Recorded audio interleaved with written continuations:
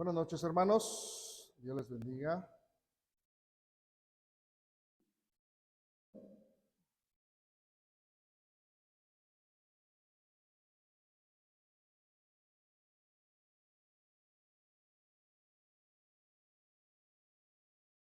Vamos a continuar con nuestro estudio dentro del tema general que estamos tratando de fundamentos básicos de doctrina bíblica. Estamos viendo los principios básicos para la vida cristiana. Y hasta estos momentos hemos ido sembrando varios principios para los cuales, pues, nuestro Dios quiere que vayamos nosotros poniendo en práctica. Y todo esto con el fin, con el propósito de que vayamos creciendo en el conocimiento que nos va a ayudar para seguir adelante, para seguir llevando fruto, para seguir glorificando a nuestro Dios con cada paso, con cada decisión, con cada pensamiento que nosotros tengamos. Los principios que ya hemos estado considerando, pues el primero, la constancia, es el deber para encontrar la felicidad, vivir dependiendo de Dios para encontrar la seguridad. Debemos de conservar el temor a Dios, pues ese es el camino a la sanidad. Servir a nuestro Dios con nuestros bienes, ese es el camino para la prosperidad. Y soportando con paciencia nuestras aflicciones, porque ese es el camino del crecimiento. Cada uno de nosotros sabemos a ciencia cierta qué es lo que nos hace falta en la vida para seguir mejorando, para seguir creciendo, para seguir madurando delante de la presencia de nuestro Dios. Todos sabemos en qué estamos faltos. No es necesario que alguien esté atrás de nosotros para que nos esté diciendo qué es lo que nos hace falta, que nos esté diciendo a cada momento, porque se supone que pues cada uno de nosotros somos adultos, somos responsables. Así es que estos pequeños repasos nos pueden ayudar a nosotros para darnos cuenta de nuestra escasez en ciertas áreas. Cada uno de nosotros tiene que irse evaluando. A todos nos hace falta mejorar en algo. Y esa es nuestra responsabilidad. Presentarnos precisamente aprobados, como decía el apóstol Pablo, cuando le escribe a Timoteo en esta carta, la segunda carta a Timoteo, capítulo 2, verso 15.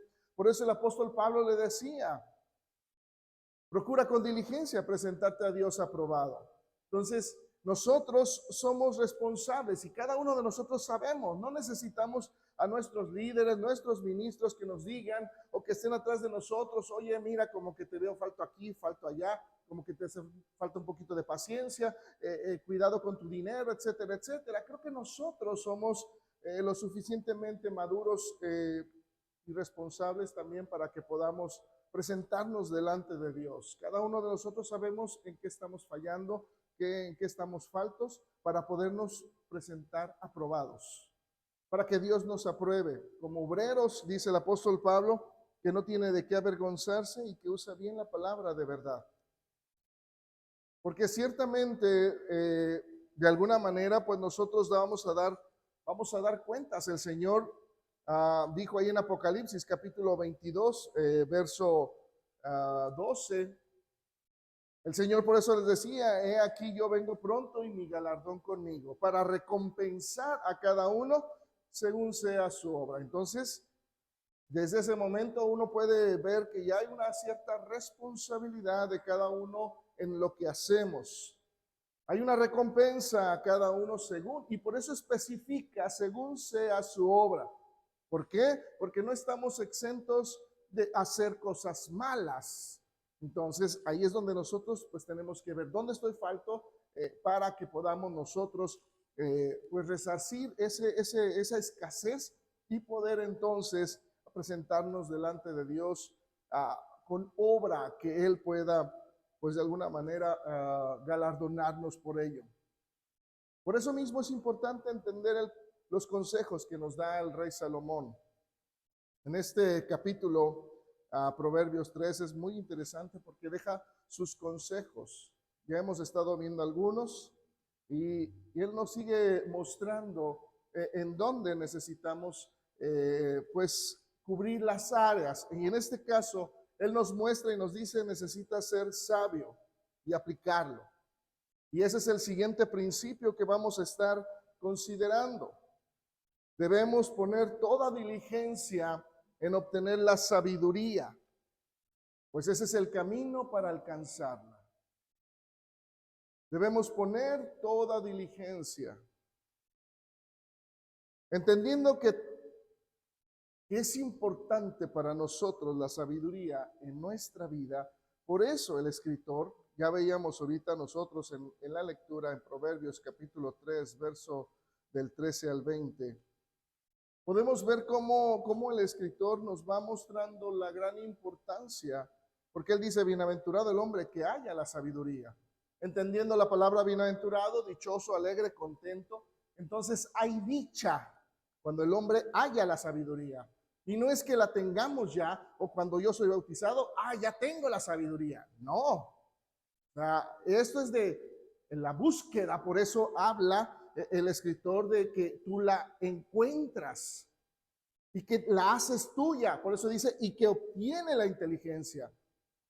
Por eso dice el verso 14, porque su ganancia es mejor que la ganancia de la plata y sus frutos más que el oro fino. Entonces lo compara con cosas preciosas, cosas que como seres humanos pues tienen un valor muy, muy alto. Entonces es importante que vayamos nosotros considerando la gran importancia o cómo nos lo muestra el escritor, la importancia de la sabiduría.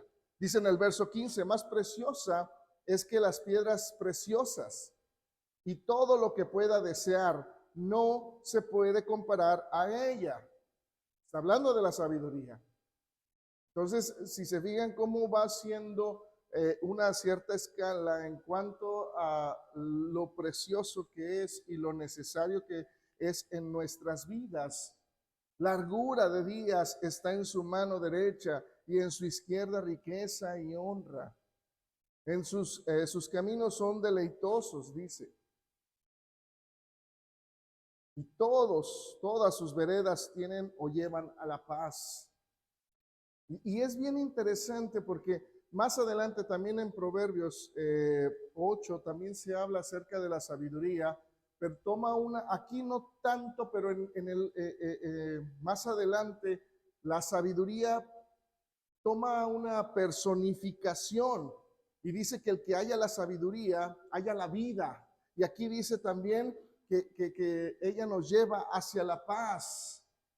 Entonces, pensando en la vida, la paz, ¿quién dijo que era la vida? ¿Quién dijo que puede dar la paz?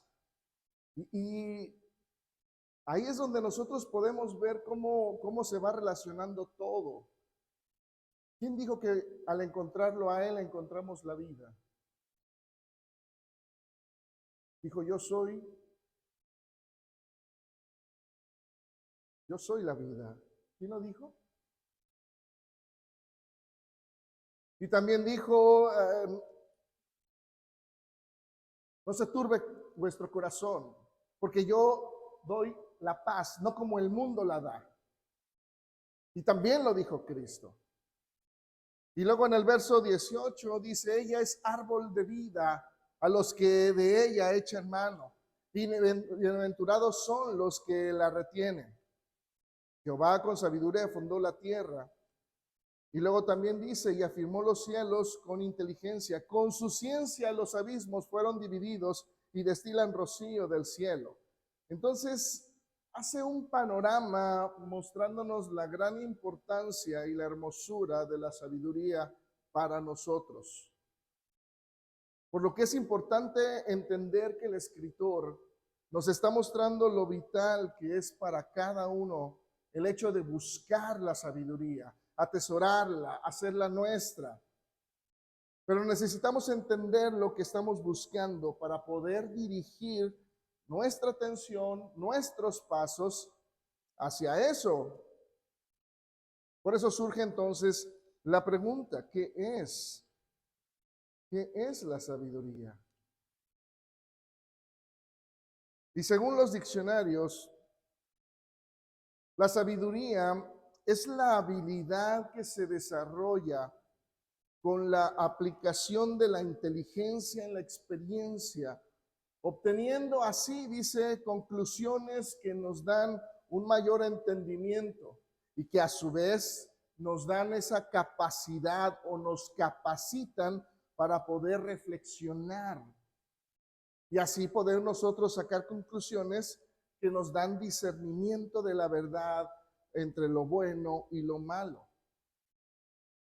Así es que en pocas palabras, la sabiduría es poner en práctica las reglas y mandamientos para poder crecer. Pero, ¿qué tipo de sabiduría es la que nos exige Dios?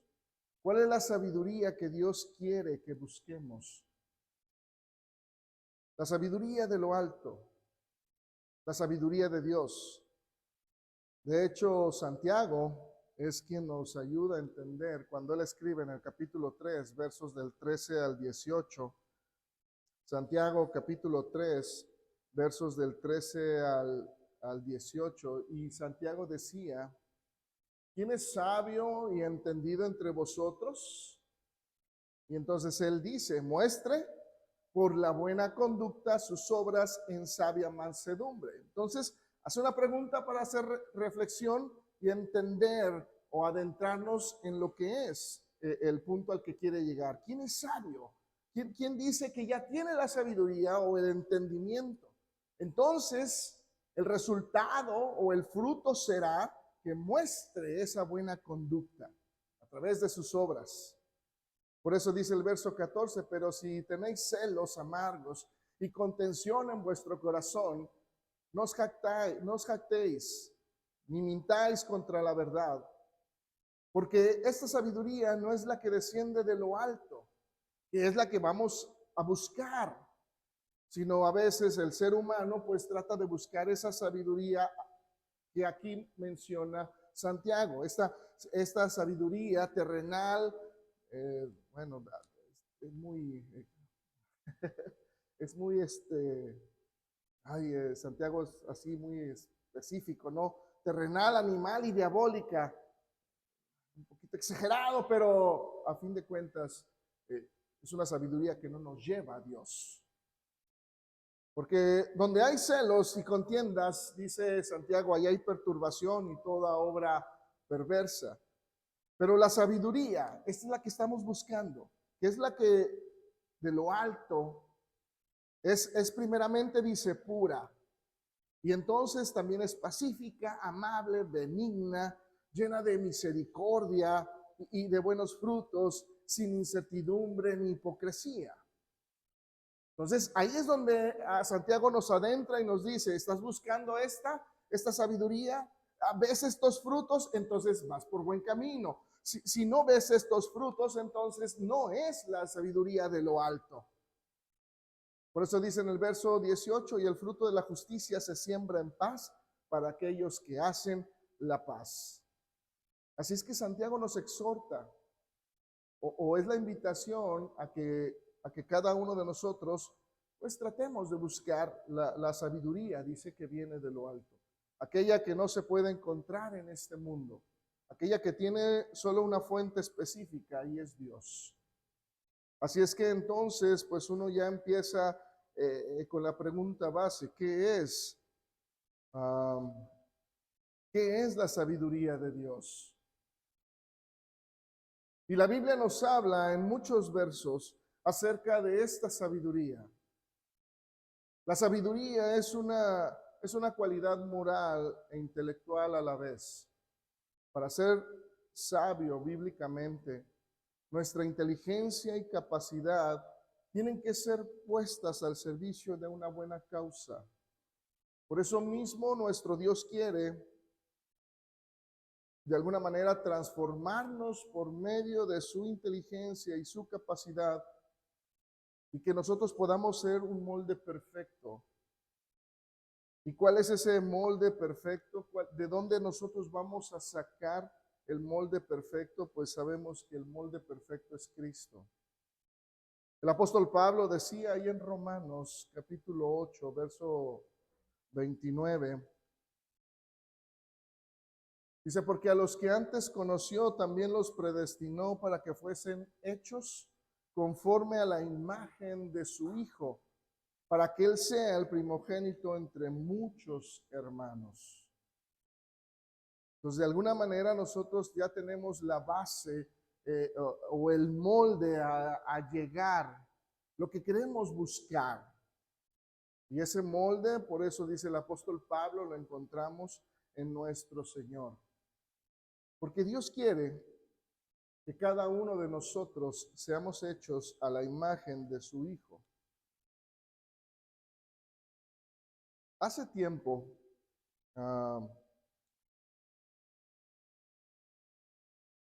cuando nosotros pensamos en ser imagen de Cristo, a veces es difícil, porque vemos al Señor como Dios. Pero una de las cosas que debemos de entender es que Él también fue humano como nosotros, con todas las debilidades, con todas las necesidades, pero siempre con un objetivo. Y eso es lo que nosotros buscamos. Por eso Dios quiere que cada uno de nosotros seamos hechos a la imagen de su Hijo. Recuerdo, hace tiempo, existían programas de televisión en donde hacían, me acuerdo, me gustaba mucho por lo que hacían restauraciones de carros. Ese programa que, pues que llevaba ese logo de tunéame la nave. Y también había otro programa que me gustaba también ver en donde restauraban casas, el Extreme Makeover, la restauración total o la reconstrucción total.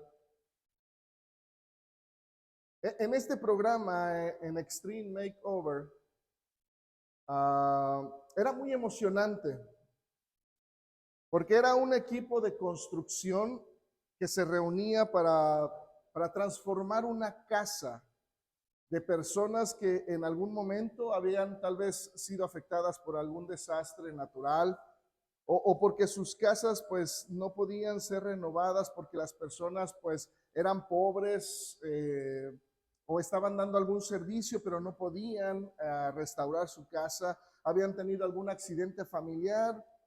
Así es que este programa muchas veces los constructores necesitaban renovar desde la base de las casas para poder reconstruir toda la casa, desde sus cimientos.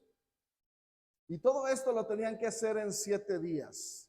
Entonces ahí a veces venía lo emocionante porque que si faltaba la tabla, que si faltaba el material, que si faltaban uniones, que si faltaba esto, que si faltaba la cocina, muebles, etcétera, etcétera. Y que ahí le empezaban a hacer de emoción que no iban a llegar dentro de una semana. Y bueno, ahí también uno estaba con pues tratando de ayudar, ¿no? Emocionado. Y tenía que haber mucha participación. Pero lo más impactante se puede ver al término de la obra. El programa de televisión sacaba a la familia de su hogar y lo llevaba a otro lado. Y luego cuando regresaban, pues los sorprendían mostrándoles su nueva casa. La alegría de las personas en sus ojos, pues era indescriptible, que hasta unos mismos pues deseaban, de alguna manera, pues yo decía, ay, que vengan aquí a arreglar mi casa, así, que la restauren, aunque sea nada más la sala, el comedor, lo que sea, pero pues que me pongan una buena sala, una buena cocina, no sé.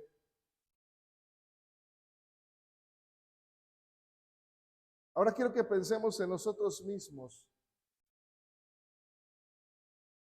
Que éramos aquellas casas o aquellos carros descompuestos y arruinados por el tiempo, por el descuido, por la dificultad de la vida, por las malas decisiones, por el pecado. Pero por su gran amor, Dios toma nuestras vidas y por medio de su gran sabiduría nos reconstruye, nos va transformando, nos va haciendo a la imagen o al molde que tiene escogido para nosotros, la imagen de su Hijo, la imagen de Cristo. Por eso el apóstol Pablo decía ahí en la carta que él escribe a la iglesia en Colosenses capítulo 3, versos del 9 al 10. Dice el apóstol Pablo, no mintáis los unos a los otros, habiéndoos, dice, despojado del viejo hombre con sus hechos. Dice, y revestíos del nuevo, el cual, conforme a la imagen del que lo creó, se va, dice, renovando hasta el conocimiento pleno. Entonces es interesante cómo cuando el Señor dice, yo soy el camino, la verdad y la vida, a veces pensamos en que, bueno, el Señor es un camino, ¿no? Y vamos a transitar a través de Él. Y no. Él no está tratando de decirnos que Él es un camino por donde nosotros vamos transitando, sino que Él nos está diciendo que Él es el molde a imitar, la figura que debemos nosotros tratar de buscar. Por eso el apóstol Pablo dice, nosotros necesitamos revestirnos. ¿Por qué? Porque el Señor ya lo había dicho. Él es la imagen que nosotros necesitamos desear.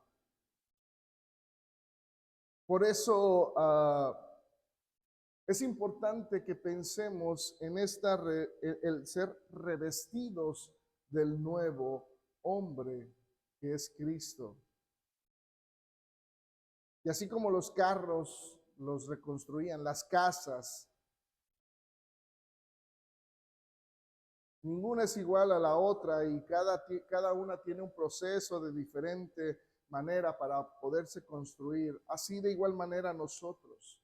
Somos diferentes todos y cada uno de nosotros, pero nos unimos tan perfectamente, no por lo que nosotros seamos, sino porque el Señor es el que nos añade. El Señor es el que nos integra. Por eso el apóstol Pablo decía, sí, somos muchos, pero siendo muchos, somos un solo cuerpo. Y eso es lo maravilloso de la sabiduría de Dios, la cual necesitamos buscar. Dios quiere transformar nuestras vidas a través de la sabiduría, de su gran sabiduría.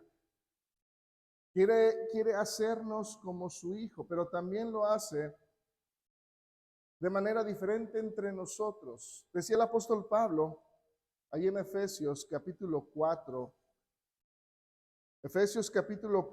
versos 15 y 16, decía el apóstol Pablo, Efesios capítulo 4, versos 15 y 16, dice el apóstol Pablo, sino que siguiendo la verdad en amor, dice, crezcamos en todo en aquel que es la cabeza, esto es Cristo, de quien todo el cuerpo, bien concertado y unido entre sí por todas las coyunturas que se ayudan mutuamente, según la actividad propia de cada miembro. ¿Diga? Cada uno de nosotros somos diferentes y tenemos actividades diferentes, pero aún así estamos unidos por el Señor, que es la cabeza. Y entonces cuando nosotros, en esa gran sabiduría que Él nos une, entonces dice, recibimos ese crecimiento para ir edificándonos en amor. Esa es la sabiduría que estamos tratando de buscar. Esa es la sabiduría que de alguna manera nos ayuda a crecer a nosotros.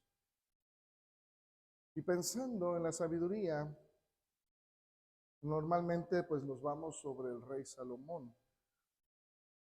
Pero también me gusta pensar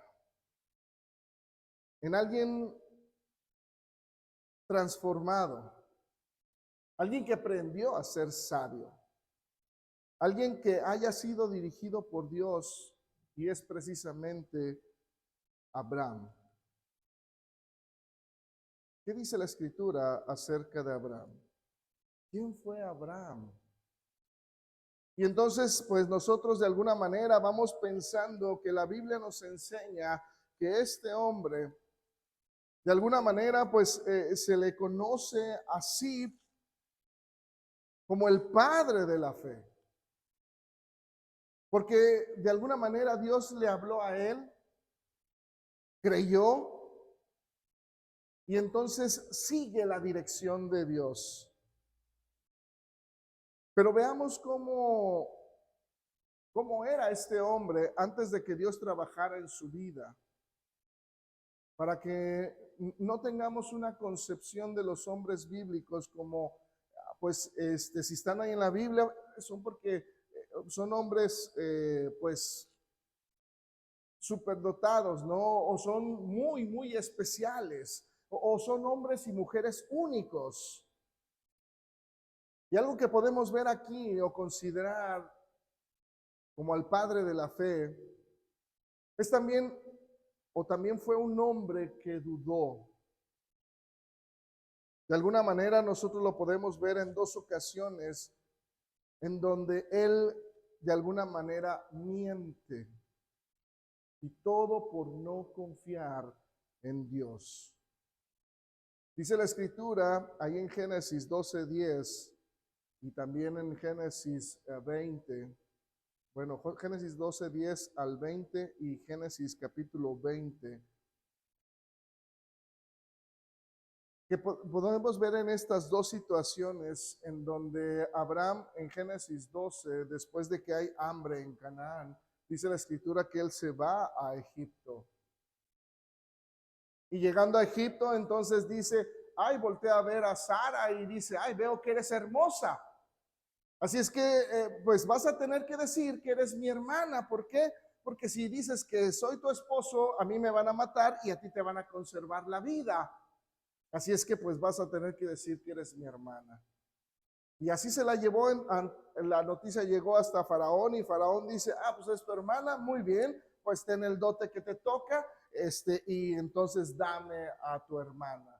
Y por poco, y pues comete adulterio Faraón, Dios lo detiene, Faraón se enoja contra Abraham por haberle mentido. Y no solamente en esta ocasión, sino que también podemos ver en Génesis capítulo 20, donde les decía, otra vez vuelve a suceder exactamente lo mismo. Abraham miente en cuanto a Sara y le dice al rey a Abimelech que Sara era su hermana, y entonces Abimelech pues la toma por mujer y pues dice, pues si es así, entonces no estoy haciendo nada malo, pero ya después Dios pues rectifica el camino y entonces Abimelech dice, ¿qué estás haciendo?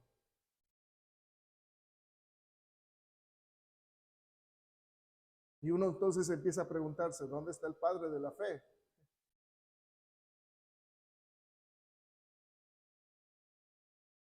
Como todo ser humano, Abraham protege sus intereses, protege su bienestar, protege su vida. Y tal vez no es nada malo, porque de alguna manera como seres humanos pues tenemos que proteger. Pero lo malo se encuentra en que no buscó a Dios.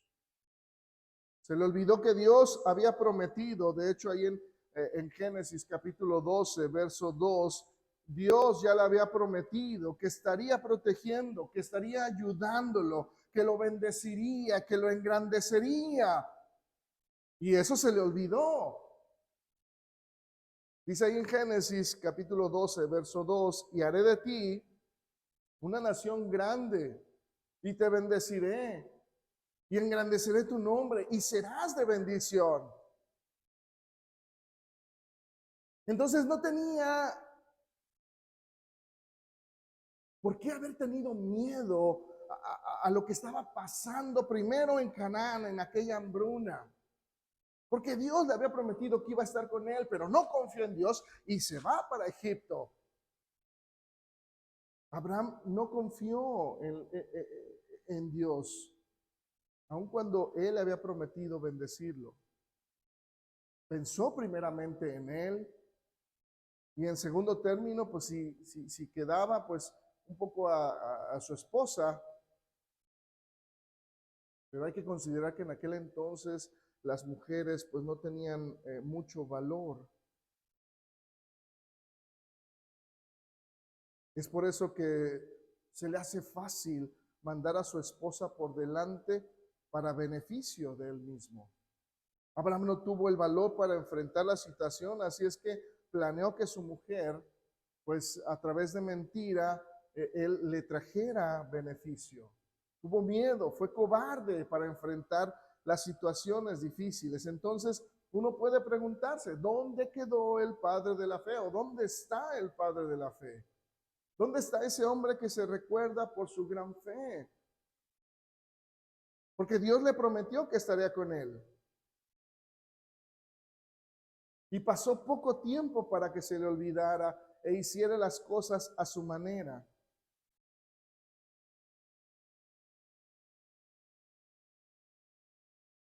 Pero Dios va trabajando con él.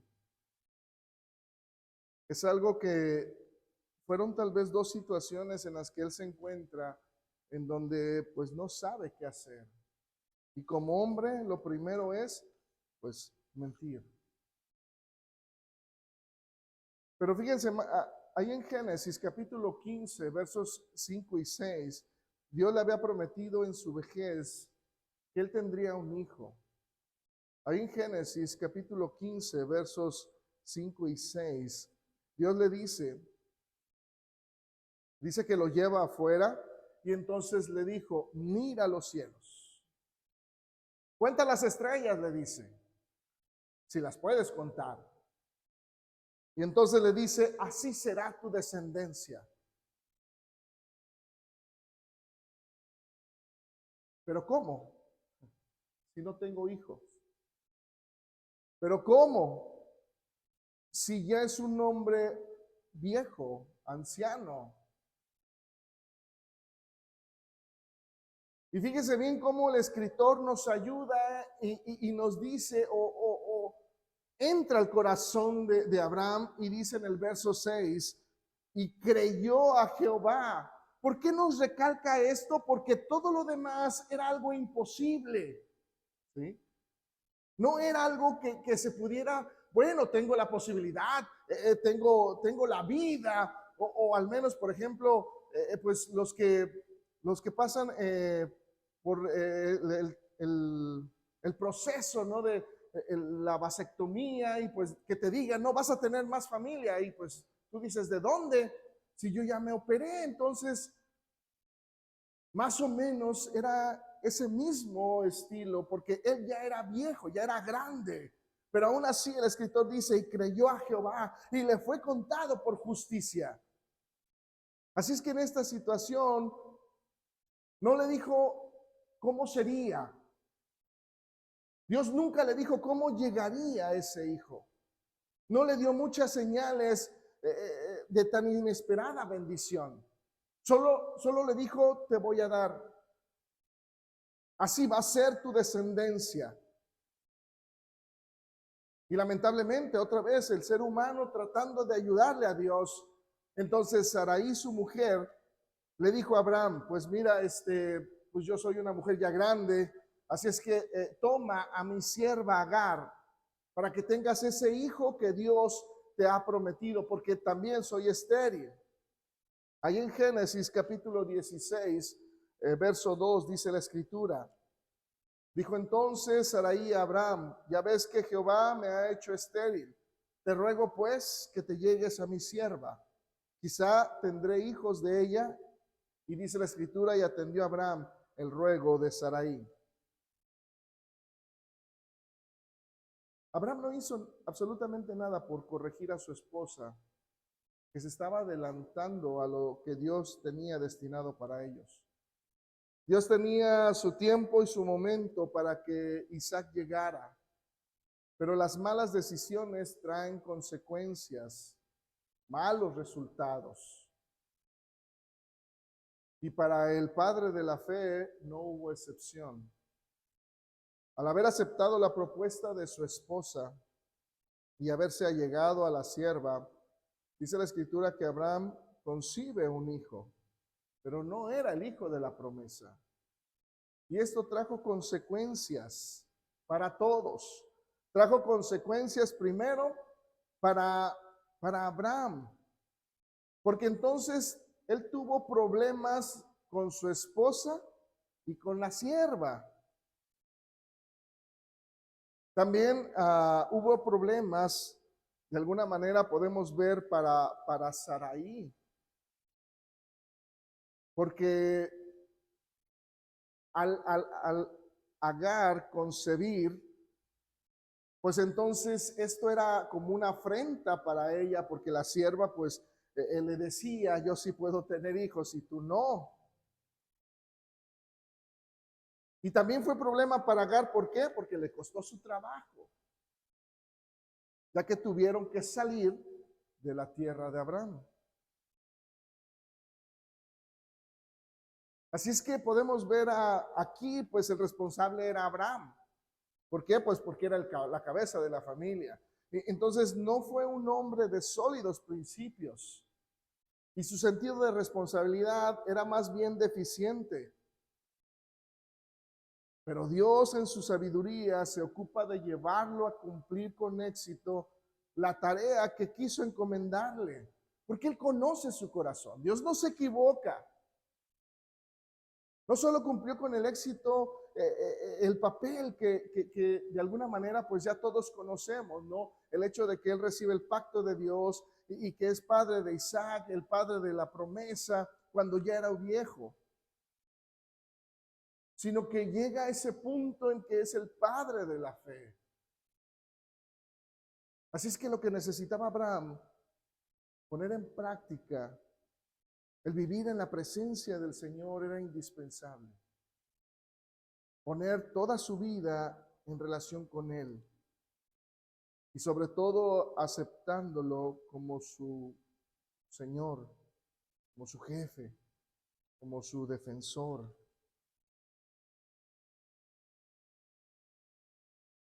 Dice la Escritura ahí en Génesis capítulo 15, verso 1. Dice la Escritura, después de estas cosas vino la palabra de Jehová a Abraham en visión, diciendo, no temas, Abraham, yo soy tu escudo, y tu galardón será sobremanera grande. Dios quería que ese hombre aprendiera a confiar en Él y a vivir con Él. Por eso ahí en Génesis capítulo 17, verso 1, dice, era Abraham de 99 años, cuando le apareció Jehová y le dijo, yo soy el Dios Todopoderoso, anda delante de mí y sé perfecto.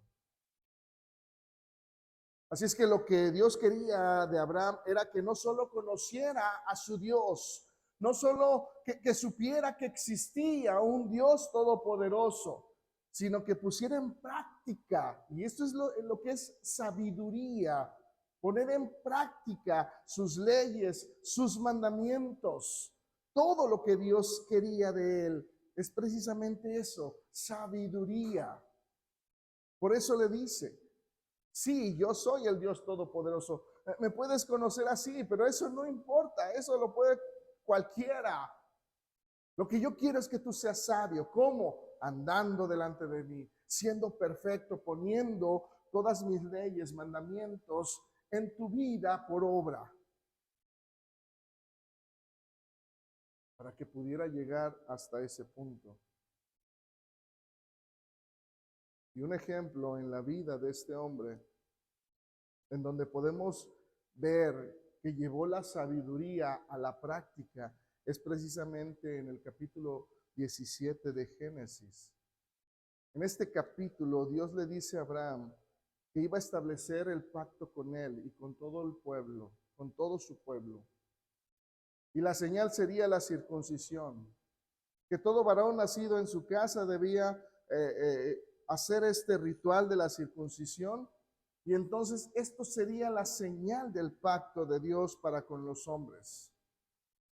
Y entonces dice la Escritura que Abraham lo hizo, porque una de las cosas es que Dios prometió estar con él. Dice la Escritura ahí en Génesis capítulo 17, verso 26 y 27. Dice, en el mismo día fueron circuncidados Abraham e Ismael su hijo. Entonces, cuando Dios dice o ordena, Abraham lo que hace es hacer. Esto es sabiduría. Dice en el verso 27, y todos los varones de su casa, dice, siervos nacidos en casa y el comprado del extranjero por dinero, dice, todos fueron circuncidados con él.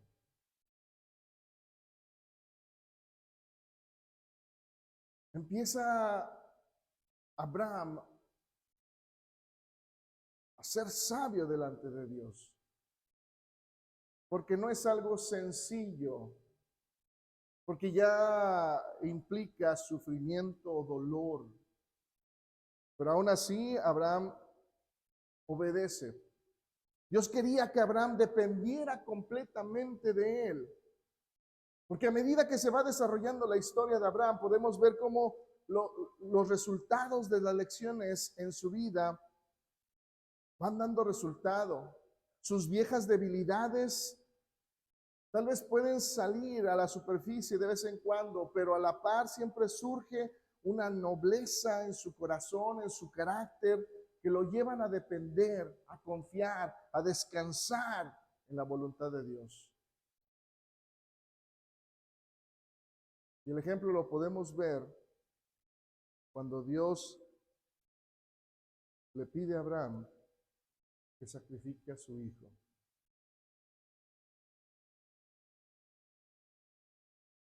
Con todo lo que estaba sucediendo, con todo lo que estaba él enfrentando en este proceso de confiar en Dios, Dios le pide que sacrifique a su hijo. Y Abraham nunca dudó en depender de Dios. Y este es donde él empieza a mostrar la sabiduría. Esa sabiduría de Dios que nos lleva a triunfar. En este capítulo 22 podemos ver a Abraham cómo él va a confirmar ese alto nivel de confianza y dependencia de Dios al pedirle que sacrifique a su hijo. Dios le dice a Abraham en el verso 2 de Génesis capítulo 22. Y fíjese bien cómo se lo pide. Porque le dice ahí en el verso 2, y dijo, toma ahora tu hijo, tu único Isaac, a quien amas, vete a tierra de Moriah y ofrécele allí en holocausto sobre uno de los montes que yo te diré. Pero fíjese bien cómo aquí resaltan varias cosas. Primero, Dios le dice que tome a su hijo y lo sacrifique. Ya de entrada es una noticia, una orden, no tiene para dónde hacerse. No hay opción, no hay algo, un plan B. Simple y sencillamente Dios le dice, toma a tu hijo, sacrifícalo. Así de fácil. Pero fíjese bien cómo lo describe cuando le dice tu único. Y luego le dice a quien amas. Estas palabras son fuertes, no solo porque sacrificará a su hijo, sino porque precisamente era su único. Era quien más amaba.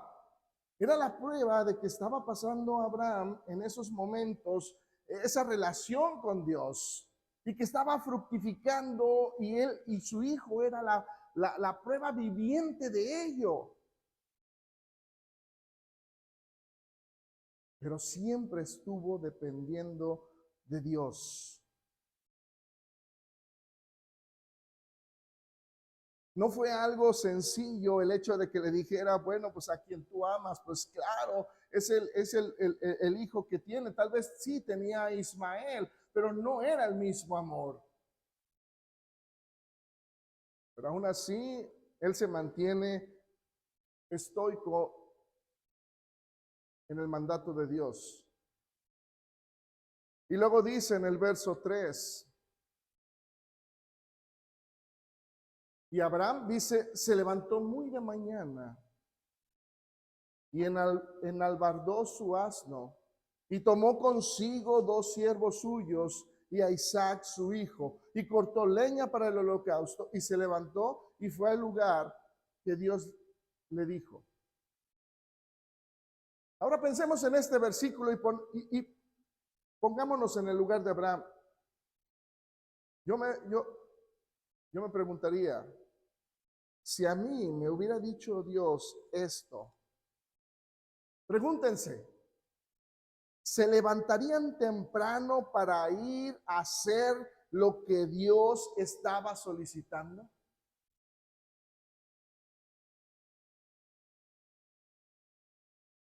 No sé, a veces dice Saúl, pues yo me tengo que levantar a veces a las 4, a las 5 por ir por la carne, porque tengo que estar listo ahí en el de bastos para la carne, ¿verdad?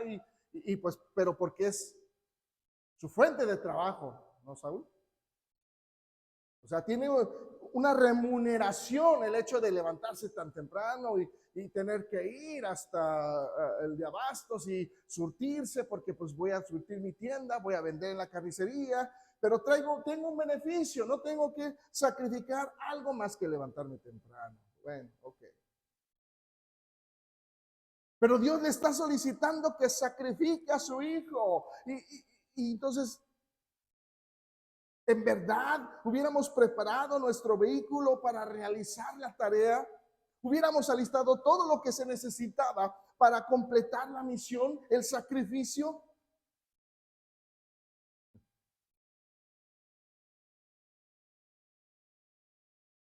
Lo haríamos.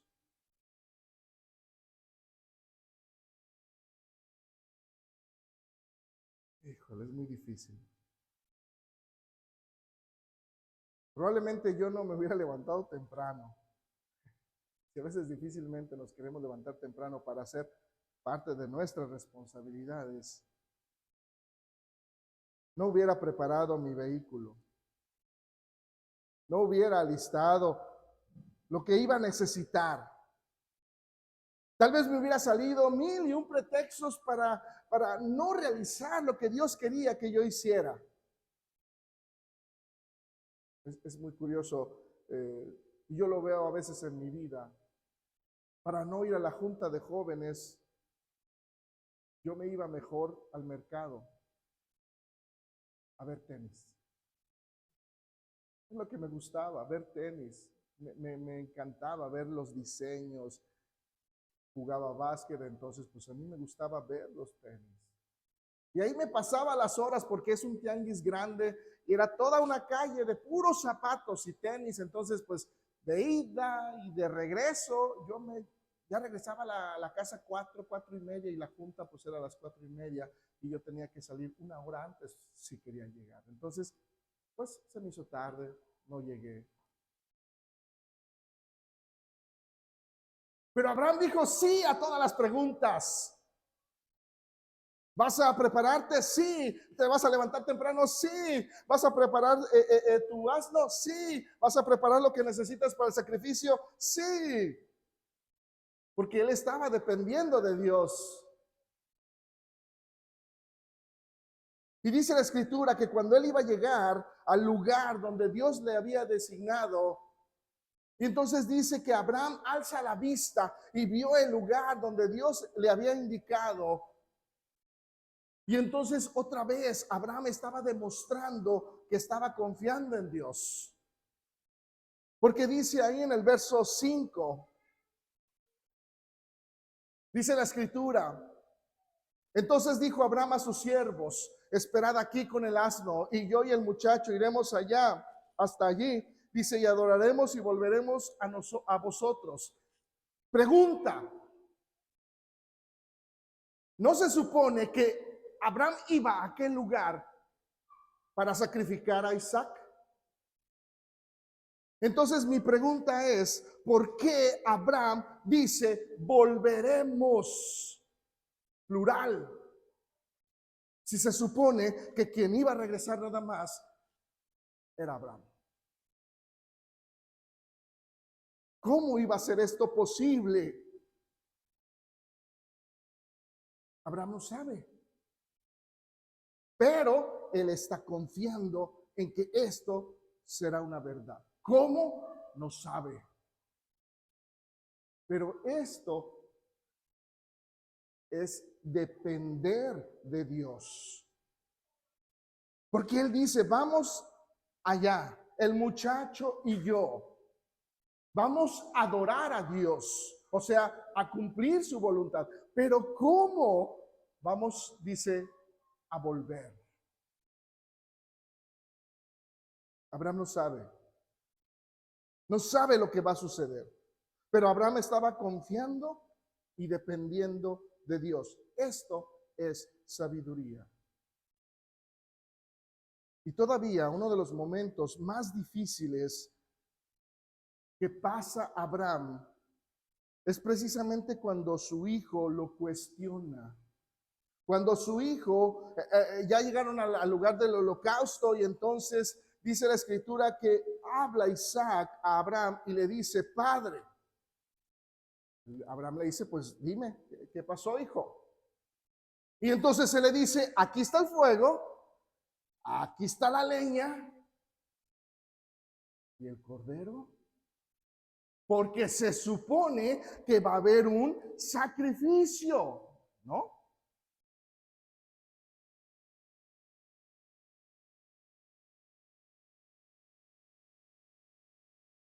Como padres,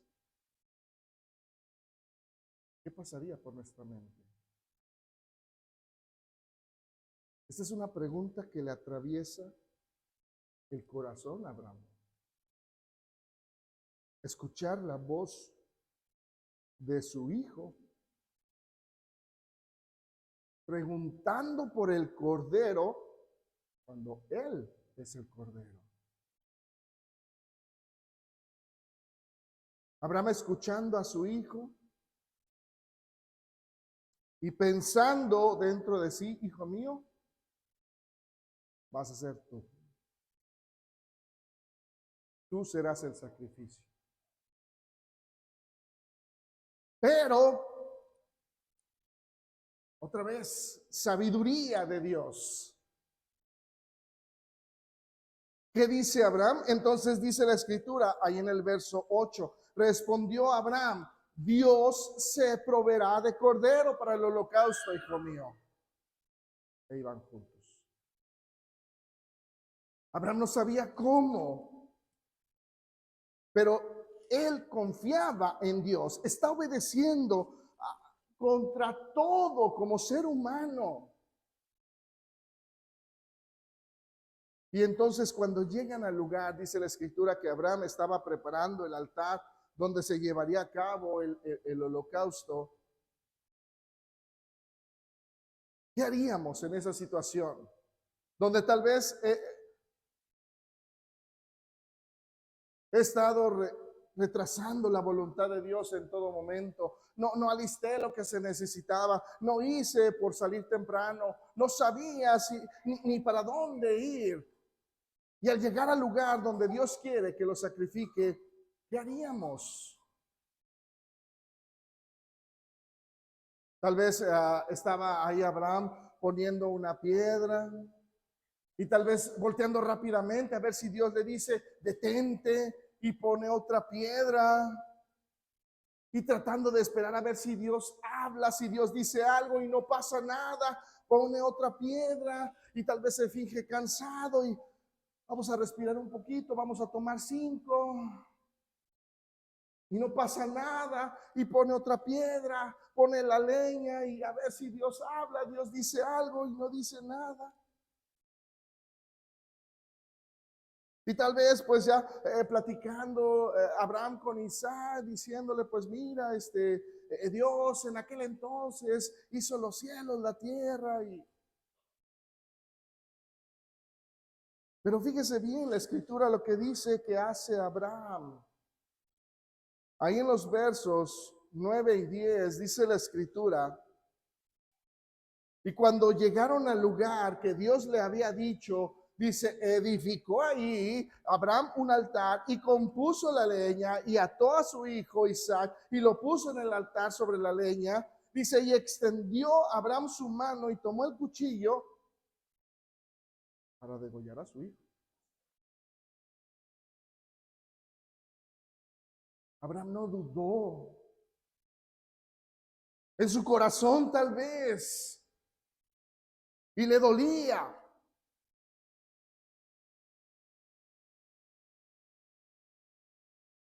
No solamente estaba confiando a Abraham de palabra,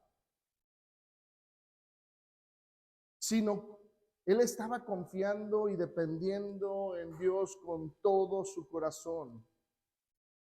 No solo estaba haciéndole para mostrar o para fingir a los demás que sí estaba confiando en Dios, que sí es un buen creyente. No, lo más sublime es cuando el ángel le habla. Dice ahí en los versos 11 y 12 de ahí de Génesis 22. Dice, entonces el ángel de Jehová le dio voces desde el cielo y le dijo, Abraham, Abraham. Él dice, heme aquí. No extiendas tu mano sobre el muchacho, ni le hagas nada. ¿Por qué? Porque le dice, no extiendas tu mano ni le hagas nada, porque él sí lo iba a hacer.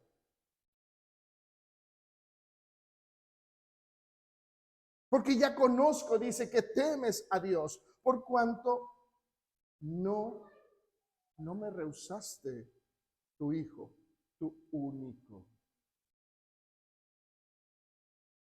Aquí el ángel está dando testimonio que el corazón de Abraham estaba a la disposición de sacrificar a su hijo, de entregárselo a Dios.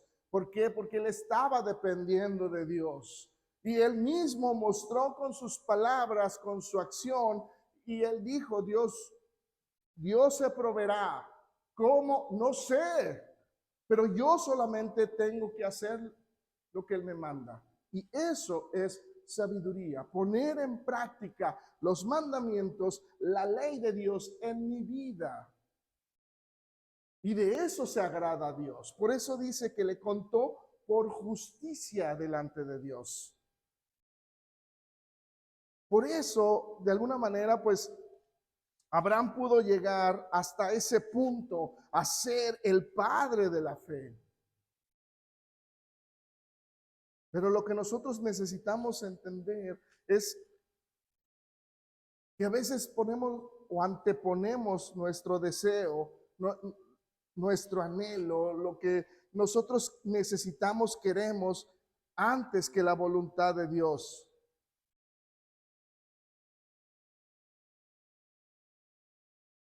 Pero al final de su vida, después de haber sido tratado por Dios, podemos ver cómo un hombre completamente entregado a la voluntad de Dios, lleno de sumisión al Señor, fue capaz de ser ese hombre que se pudiera decir es el padre de la fe.